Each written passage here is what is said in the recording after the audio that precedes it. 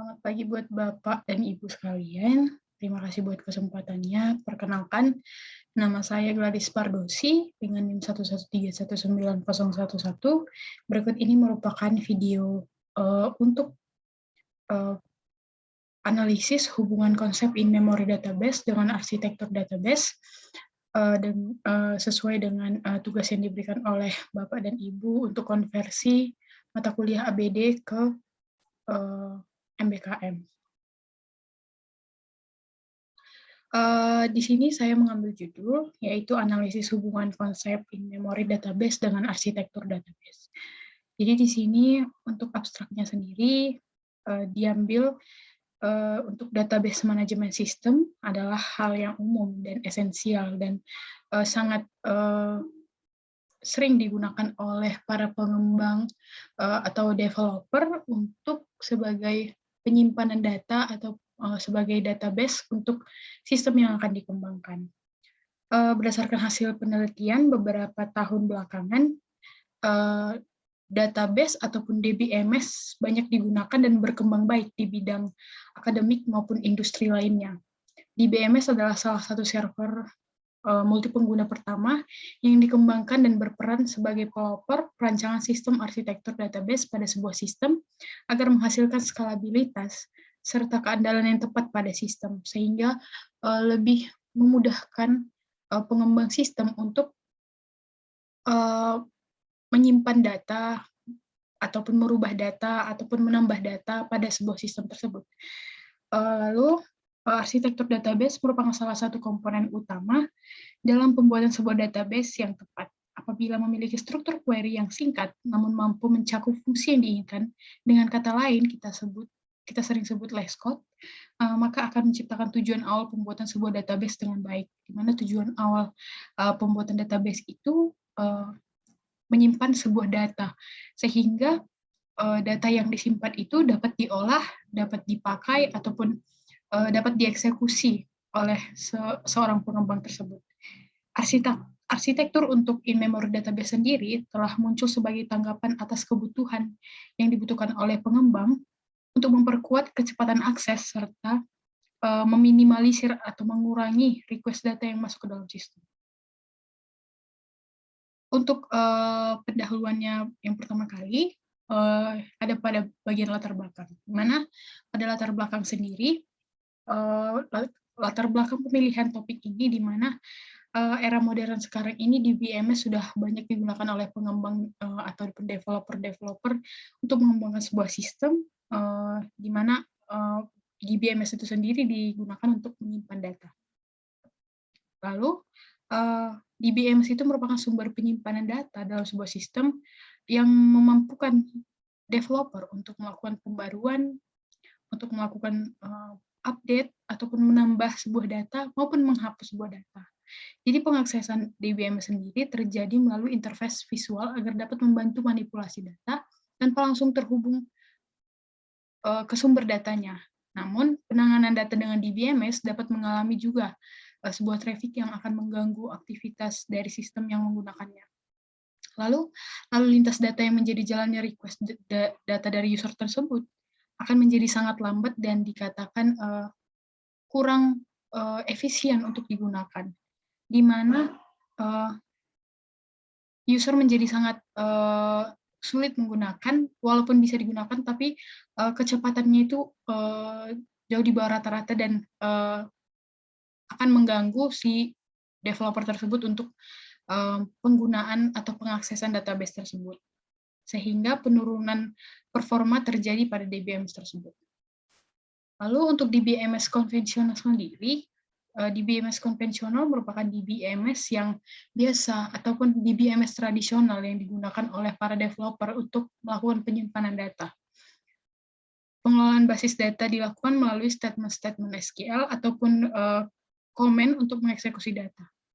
Durasi yang dibutuhkan untuk DBMS konvensional sendiri lebih lambat ataupun lebih banyak menghabiskan waktu dibandingkan dengan menggunakan database memory, di mana proses dari DBMS sendiri penyimpanan data itu tidak langsung ke dalam memori, tapi langsung ke dalam eh, tetapi dia harus melalui perantara terlebih dahulu, di mana perantaranya itu adalah IO disk. Penggunaan disk sebagai penyimpanan datanya membuat di BMS konvensional itu harus menggunakan sebuah buffer atau penyangga yang menjadi penyangga data-data yang akan dieksekusi. Proses yang tidak hanya sampai di situ, diperlukan lagi adanya operasi IO ke disk apabila data yang dieksekusi belum ada di memori. Hal tersebut akan memberikan penurunan performa pada di BMS sehingga muncul konsep in-memory database. Di mana konsep in-memory database sendiri itu berfungsi untuk membantu di BMS tersebut tidak melakukan penyimpanan data lagi ke dalam IO disk. Jadi tidak dikirimkan lagi, tidak harus melalui, jadi memangkas satu proses yang cukup berat sehingga meringankan proses penyimpanan data ataupun pengeksekusian data pada DBMS, sehingga pemangkasan yang terjadi pada data IO disk, pemangkasan yang terjadi itu pada proses pengiriman data ke IO disk. Jadi ketika kita menggunakan in-memory database sendiri, maka akan diberikan bagi penggunanya agar lebih mudah dengan cara langsung mengakses ke memori utama. Untuk rumusan masalah sendiri, yang pertama, berdasarkan latar belakang yang sudah disebutkan sebelumnya, rumusan masalah yang didapatkan itu ada dua, di mana apa hubungan arsitektur database dengan konsep in-memory database. Yang kedua, mengapa konsep in-memory database menjadi pilihan sebagai penyimpanan data ketika diimplementasikan pada sebuah sistem. Lalu yang ketiga, bagaimana penyimpanan data pada in-memory database. Lalu untuk tujuan penelitian sendiri, berdasarkan latar belakang serta rumusan yang telah diberikan, tujuan dari penelitian ini adalah mengungkapkan hubungan in-memory database dengan arsitektur database yang mampu mempercepat pengeksekusian data dibandingkan menggunakan database pada umumnya, di mana database pada umumnya ini adalah database yang konvensional. Manfaat penelitian ini sendiri terdiri dari apabila sesuai dengan tujuan penelitian yang menganalisis konsep hubungan in-memory database, maka akan membantu meminimalisir proses pengeksekusian komen-komen yang terjadi pada data. Untuk tinjauan pustaka sendiri, kajian pustaka yang diterapkan ataupun yang ditampilkan pada kajian penelitian ini, yaitu yang pertama ada DBMS, di mana kita dapat melihat di sini ada DBMS yang menjadi perantara bagi user serta app dan user dan app, di mana di sini ada database. DBMS merupakan singkatan dari Database Management System, yang merupakan sistem yang mengatur dan memproses database pada komputer. DBMS atau Sistem Manajemen Basis Data merupakan sebuah software yang digunakan untuk membuat basis data terkomputerisasi. DBMS merupakan perantara bagi pengguna dengan database agar dapat saling berinteraksi. DBMS dapat menggunakan bahasa database ataupun yang sering kita gunakan yaitu SQL. Bahasa database seringkali menyertakan berbagai jenis pernyataan yang dibangun sedemikian rupa, sehingga pernyataan ini dapat diproses oleh DBMS. DBMS ini juga dapat membantu menjaga dan mengolah data dalam jumlah besar. Dengan menggunakan DBMS, masalah akan diminimalisir sehingga dapat digunakan oleh pengguna secara maksimal. Selain itu, yang kedua untuk kajian pustakanya sendiri adalah Oracle DBIM ataupun Oracle Database in Memory. Berikut ini merupakan gambar dari Oracle DBIM, di mana Oracle Database in Memory ini tersedia di Oracle Database 12C Release 1.12.1.0.2. Sebagai bagian dari Oracle Database Enterprise On-Premise, Oracle Cloud, dan Cloud at Customer, Oracle DBIM ini merupakan bagian dari mereka. Hal ini akan menambah fungsionalitas dalam memori.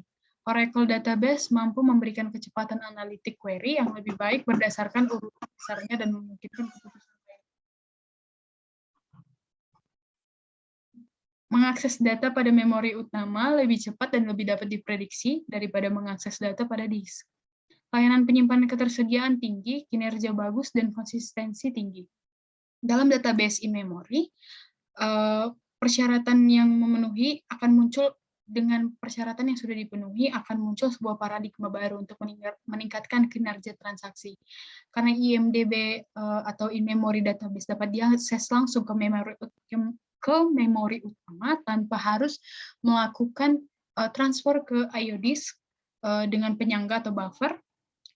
Response time yang diberikan lebih cepat, throughput transaksi lebih baik, dan jika dibandingkan dengan disk resident database. Hal ini tentunya dibutuhkan dalam pengembangan aplikasi di mana transaksi secara real-time itu dibutuhkan dalam pengembangan sebuah aplikasi. Lalu yang ketiga itu ada kajian pustaka mengenai arsitektur Oracle Database. Oracle Server merupakan sebuah DBMS yang open source, komprehensif, dan juga bersifat integrated dalam pengelolaan informasi. Oracle Server terdiri atas dua jenis, yaitu Oracle Instance dan Oracle Database, di mana arsitektur Oracle Database terdiri atas 3 struktur, yaitu Memory Structure, Process Structure, dan Storage Structure. Ketika Oracle Database melakukan tugasnya, maka software Oracle akan membuat sebuah share memory yang sering juga disebut dengan SGA atau Share Global Area. Sehingga share global area ini akan menjalankan Oracle instance-nya. SGA merupakan memori yang bertugas untuk menyimpan data serta pengaturan informasi untuk Oracle instance dan dibagikan oleh server serta background. Sedangkan PGA juga merupakan penyimpanan data-data serta pengendali atau kontrol data untuk setiap proses di server. Setiap proses memiliki satu PGA yang bersifat private. Arsitektur memori Oracle ada 5, di mana yang pertama itu adalah share pool, streams pool, large pool, Java pool, database, buffer cache. Share pool merupakan bagian dari arsitektur Oracle, di mana akan menyimpan aktivitas user agar tidak terjadi parsing. Contoh yang dapat kita lihat adalah select statement pada SQL. Apabila select statement tersebut ingin dieksekusi kembali, kita tidak perlu lagi menyimpannya ke cache share pool atau melakukan parsing, melainkan kita ambil dari share pool dan langsung eksekusi. Lalu yang kedua ada streams pool, di mana streams pool ini merupakan penyimpanan untuk duplikat database atau database yang ada 2 gitu. Lalu yang ketiga itu adalah large pool, di mana penyimpanan data yang digunakan untuk keperluan restore, recovery atau pemulihan, dan juga backup untuk menyimpan session pada Oracle. Lalu yang keempat itu ada Java pool, di mana penyimpanan execution statement pada aplikasi yang menggunakan bahasa Java. Lalu yang kelima ada database buffer cache, di mana penyimpanan ini digunakan untuk menyimpan hasil execution statement dengan sifat yang hanya dapat dilihat saja atau read only. Dan jika kondisi buffer ini sudah penuh, maka akan menghapus data yang ada di dalamnya agar tidak penuh. Lalu ada redolog, sepertinya ini ada. Lalu ada redolog buffer, di mana penyimpanan ini dilakukan untuk execution statement bagi modifikasi data di database. Apabila user belum melakukan commit, maka perubahan data yang dilakukan oleh user tersebut tidak dapat dilihat dan tidak dapat diakses oleh user yang ingin mengaksesnya. Lalu yang keempat itu, kajian pustaka dari penelitian ini adalah Oracle, di mana database Oracle merupakan kumpulan data yang diperlakukan sebagai satu kesatuan, dan tujuan dari database yang digunakan untuk menyimpan serta mengambil informasi terkait data dasar server. Oracle menjadi server yang andal untuk mengelola data dalam jumlah besar dan dalam satu lingkupan multi-user, sehingga beberapa pengguna dapat mengakses secara langsung database tersebut secara bersamaan. Semua hal ini dilakukan sambil memberikan kinerja yang tinggi, sehingga database server juga dapat mencegah akses tidak sah dan memberikan solusi yang efektif untuk pemulihan dari atau recovery dari sebuah sistem itu apabila terjadi kerusakan atau crash. Oracle Database adalah database pertama yang dirancang untuk komputasi grid bisnis, di mana Oracle Database memiliki kapasitas yang dengan mudah ditambahkan atau dipindahkan dari sumber daya sesuai dengan kebutuhannya. basis data memiliki logical storage dan physical storage, di mana penyimpanan data fisik ataupun physical storage yang terpisah dapat dikelola tanpa mempengaruhi akses ke struktur penyimpanan yang wajar. Arsitektur jaringan Oracle berisi sejumlah besar server, penyimpanan, serta jaringan-jaringan dan flexibility berdasarkan kebutuhan sumber daya teknologi untuk memproses transaksi tersebut. Misalnya, Oracle dapat menjalankan aplikasi yang berbeda di dalam beberapa server basis data terkait, dan ketika laporan jatuh tempo pada akhir bulan, administrator database dapat secara otomatis menyediakan lebih banyak server untuk aplikasi memproses permintaan dari user yang meningkat. Yang kelima itu ada IODIS. IODIS itu merupakan sebuah perangkat atau device yang digunakan untuk menyimpan data. Seperti yang dikatakan sebelumnya bahwa IODIS itu merupakan salah satu perangkat yang digunakan untuk menyangga ataupun berfungsi sebagai buffer ketika melakukan pengaksesan database pada database konvensional. Di mana nanti pada device tersebut terdapat perintah-perintah IODIS sehingga akan refer langsung ke direct IO instruction dan memory map IO. Port merupakan salah satu konsep yang digunakan oleh IODIS untuk berkomunikasi dengan mesin. Bus adalah jaringan yang berfungsi sebagai penghubung device-device menggunakan kabel transmisi. Untuk metodologi penelitian sendiri, yang saya gunakan adalah kita dimulai dari studi literatur, lalu perumusan masalah, pembuatan tujuan penelitian, menentukan metodologi penelitian yang akan diimplementasikan, analisis dan pembahasan, serta kesimpulan dan selesai atau komplit. Pada penelitian ini digunakan metode kuantitatif deskriptif untuk mendeskripsikan hubungan antara arsitektur database dan konsep in-memory database. Penelitian kuantitatif merupakan penelitian berfokus pada penelitian yang sedang dilakukan, atau fokus penelitian kuantitatif yang paling utama adalah proses yang terjadi pada penelitian tersebut, bukan hasil dari penelitian tersebut. Meskipun bahan yang diteliti bersifat sangat unik ataupun jarang digunakan, tetapi prosesnya tetap lebih menonjolkan latar penelitian secara ilmiah. Penelitian kuantitatif dengan metode deskriptif mengartikan bahwa peneliti cukup menuliskan atau melaporkan hasil laporan dari proses yang berupa kenyataan dan fakta yang terjadi di lapangan. Untuk hasil dan pembahasan sendiri, yaitu ada arsitektur database. Seperti yang sudah dijelaskan sebelumnya, bahwa DBMS konvensional merupakan DBMS yang pada umumnya digunakan oleh developer-developer untuk mengembangkan sebuah sistem. Merupakan DBMS tradisional, yang masih tradisional. Berikut ini merupakan gambaran arsitektur yang ada pada DBMS. Kita dapat melihatnya pada gambar ini, di mana di sini ada instance, seperti yang sudah kita katakan tadi, dan ada database, Oracle database dan Oracle instance. Konsep strukturisasi dasar suatu sistem komputer atau Oracle yaitu terdiri dari Oracle instance dan database.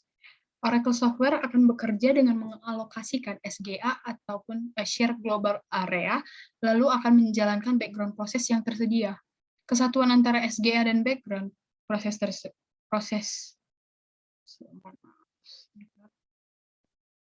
Kesatuan antara SGA dan background proses yang sedang berjalan digunakan dalam aplikasi Oracle untuk mengakses sebuah database yang tersimpan di dalam Oracle database.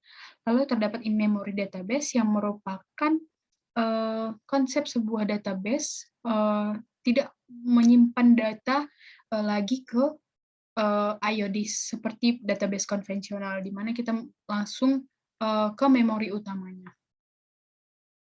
Di mana berdasarkan hal tersebut, poin ini sangatlah matching dengan pengembangan aplikasi yang real-time dan memiliki jangka waktu yang harus dicapai. Jadi ketika misalnya kita membutuhkan sebuah aplikasi yang benar-benar membutuhkan kecepatan akses yang maksimal dan memang harus dibutuhkan cepat, konsep in-memory database ini sangatlah cocok untuk digunakan agar ketika pengaksesan data itu kita dapat mengakses data dengan cepat. Untuk alasan mengapa DBMS konvensional tidak ditujukan ke penyimpanan RAM, untuk hal tersebut DBMS konvensional memang memang seharusnya pertanyaan ini muncul, kenapa tidak di BMS konvensional saja yang langsung disatukan langsung di-refer ke RAM. Kenapa harus menggunakan konsep in-memory database? Jadi untuk pernyataan ini, konsep di BMS konvensional ini sudah diprogram dan mutlak bahwa di BMS konvensional memang harus mengirimkan terlebih dahulu ke IO disk. Sedangkan untuk mengapa di BMS konvensional tidak dihubungkan saja langsung ke RAM.